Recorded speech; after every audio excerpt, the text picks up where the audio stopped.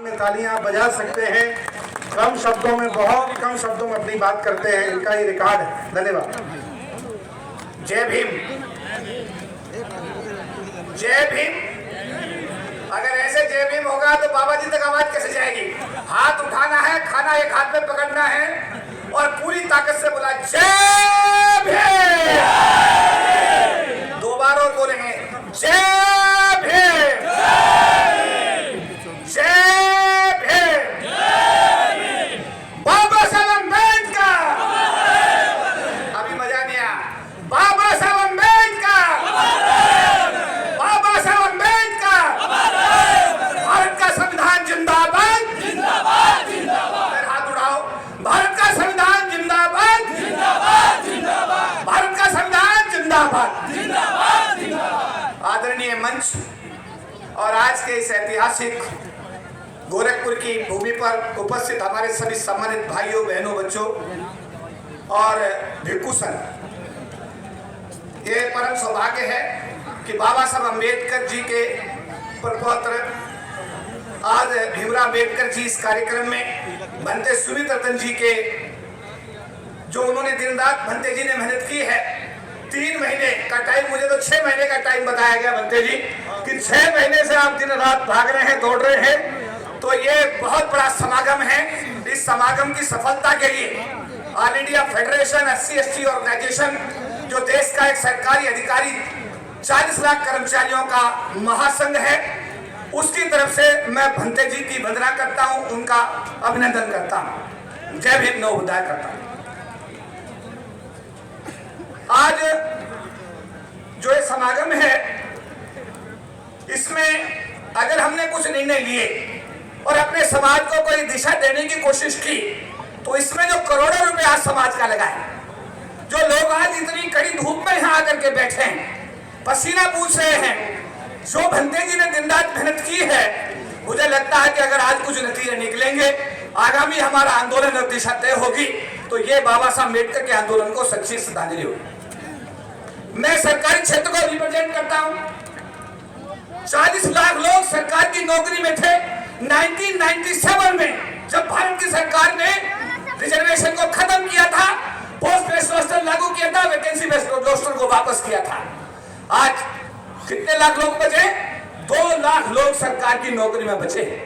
याद करो, जो लोग सरकारी नौकरी में यहाँ बैठे हुए हैं, जब नौकरी में नहीं आए थे, क्या आपके पास साइकिल थी? क्या आपके पैरों में चप्पल थी? क्या आपके पास प्रॉपर कपड़े थे? ये परम पूज्य बाबा साहब डॉक्टर भीमराव अम्बेडकर के सरकार की नौकरी में दिए हुए आरक्षण से 40 लाख परिवार गरीबी की रेखा से ऊपर आने में कामयाब हुए। उन्होंने 25% का आरक्षण लोकसभा और विधानसभा को भी दिया था बाबा साहब अम्बेडकर ने। उससे करीब पूरे देश में अब तक 10,000 लोग MLA और MP बनकर के गरीबी की रेखा से ऊपर आए। और जब एक घर में रोशनी आती है, तो उस घर में अगर मैं 20 आदमियों को जोड़ता हूं, तो 20 लोग एक परिवार से अगर जुड़े हुए हैं, तो 40 लाख यानी 8 करोड़ लोग बाबा साहब अम्बेडकर के सरकार की नौकरी में दिए आरक्षण से, और 10,000 को अगर मैं 20 से मल्टीप्लाई करता हूं, तो 2 लाख लोग पॉलिटिकल आरक्षण से गरीबी की रेखा से ऊपर आए। आज क्या है जी? बाबा साहब अम्बेडकर और गांधी जी के बीच जो पुनः पैक्ट हुआ, उसका क्या हुआ? सरकारी क्षेत्र खत्म कर दिया गया, निजी क्षेत्र को लेकर आ गए, सरकार की नौकरियां बंद हो गई। वो गांव के उस बच्चे की स्थिति सोचिए, देखिए अपनी मत सोचिए। मैं भी हवाई जहाज में ट्रेवल करता हूं, देश विदेश की यात्राएं करता हूं, और जब मैं छोटा गांव में था, तो मैं हवाई जहाज को देख करके पीछे फिर जाता था, कभी हवाई जहाज देखने का मौका मिलेगा। ये क्यों हुआ? क्योंकि मुझे बाबा साहब अम्बेडकर का आशीर्वाद मिला, सरकार की नौकरी में आया, मुझे रोटी मिली, मुझे कपड़े मिले। लेकिन क्या गांव में जो गांव से मैं और आप निकल के आए हैं, क्या वहां पर लोगों को रोटी मिल रही है?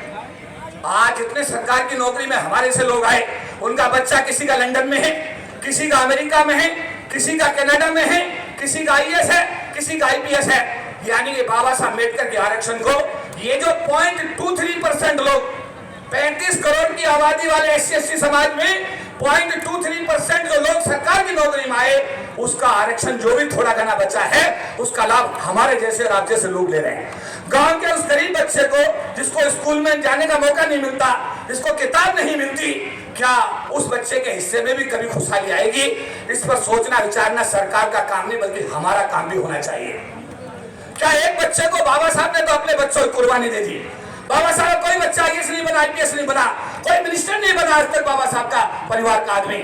और बाबा साहब ने हजारों मिनिस्टर बना दिए, हजारों आईएएस बना दिए, हजारों आईपीएस बना दिए। क्या हम भी कोई बाबा साहब का अनुसरण करते हुए क्या जिम्मेदारी ले सकते हैं? क्या गांव का एक बच्चा गोद ले सकते हैं, उसकी फीस दे सकते हैं? क्या ये बाबा साहब के मिशन के लिए सच्ची श्रद्धांजलि होगी या नहीं होगी? हाथ उठा के बताइए, होगी नहीं होगी? ये करना चाहिए नहीं करना चाहिए?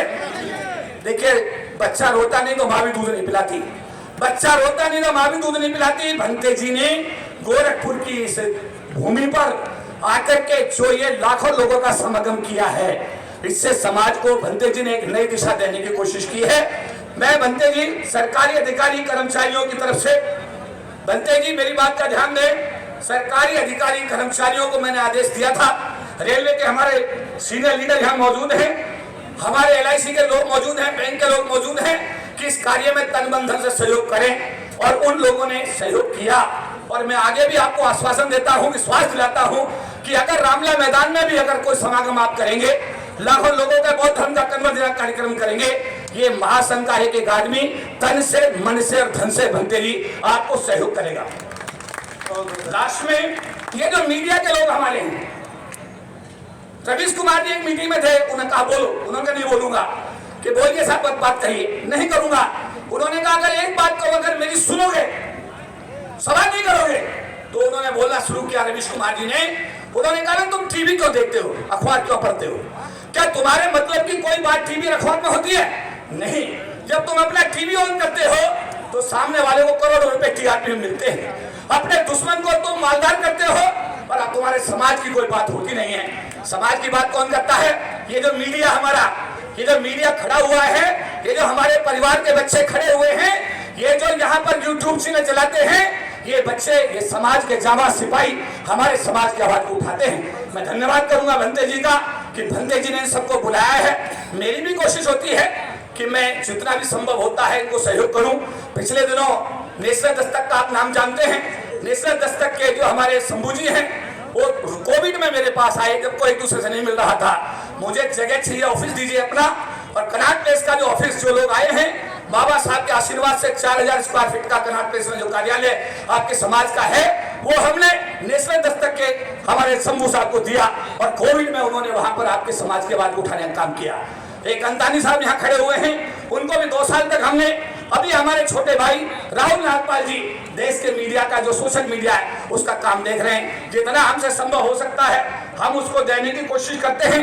मैं सरकार से लास्ट में एक सवाल करता हूं, भाई पूना पैक्ट का क्या हुआ? सरकारी क्षेत्र रहा नहीं, निजी क्षेत्र में आरक्षण नहीं, तो SC/ST के ये लोग जाएंगे तो जाएंगे कहां? आज एक डिमांड करो कि अगर निजी क्षेत्र लाना सरकार की मजबूरी है तो निजी क्षेत्र में आरक्षण हमारे समाज के लिए होना चाहिए। हाथ उठा के बताओ, होना चाहिए नहीं होना चाहिए? अरे होना चाहिए नहीं होना चाहिए? मैं इसी आह्वान के साथ में आप सबको जय भीम करता हूं, नमो बुद्धाय करता हूं। और ये आह्वान करूंगा मैं आपसे कि क्योंकि हमारे साथी राजेंद्र पाल गौतम जी, हमारे भाई जो पूर्व मंत्री थे, हमारे बीच में पधार गए हैं, मैं चाहूंगा कि उनके सम्मान में भी, गौतम जी के सम्मान में एक बार जोरदार ताली हो जाए और गौतम जी स्थान लें। गौतम जी के बारे में आप सब लोग जानते हैं। और आज के इस कार्यक्रम के लिए मैं इस समय पर महासंघ की तरफ से एक सहयोग राशि भंते जी को चाहूंगा कि आप सबके सम्मुख, क्योंकि इतना बड़ा समागम हुआ है, इतना बड़े खर्चे हुए हैं, तो मैं महासंघ की तरफ से एक सहयोग राशि भंते जी को देकर के अपनी बात समाप्त करता हूं। सभी को जय भीम, नमो बुद्धाय। बहुत बहुत धन्यवाद। आदरणीय राजेंद्र पाल गौतम जी आ गए, आपके चैत्य नेता। हाँ भाई, स्वागत।